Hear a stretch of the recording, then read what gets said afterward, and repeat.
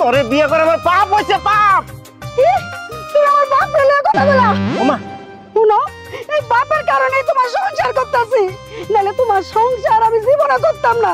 আমি থাকুক না তোমার সংসারে, তুমি আমার বাপ না কি লেগে কথা বলো। আল্লাহ, আমি তোর বাপ রে নিয়ে কথা কখন কইলাম? কি রে বাবা, তোরা আজকে ঝগড়া করতেছস? তোকে কি হইছে? মা তুমি আর এর মধ্যে ঢুকো না, বাদ দাও। বাদ দিমু? বৌমা, তোমারে না কতবার কইছিলাম আমার পোলারে না সকালবেলা ভাত খাইতে খুবই পছন্দ করে, তুমি দাও না কেন রে ভাত? আমি কখন ভাতের কথা কইলাম?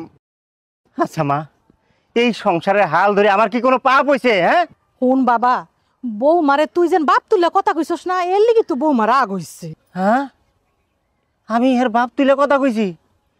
আল্লাহ আল্লাহ, তুমি আমারে উঠায় নাও। তোমাকে নিয়ে আমি কি করবো, আমি আর পারতেছি না। তোমরা দুই বয়রা কেমনে তোমরা মানায় চলবা তোমরাই জানো, আর আমি কই যাবো আমার আল্লাহ জানে, এছাড়া আর কেউ জানে না। থাকো, এই সংসারে আমি আর নাই, তোমরা যা মন তাই করো।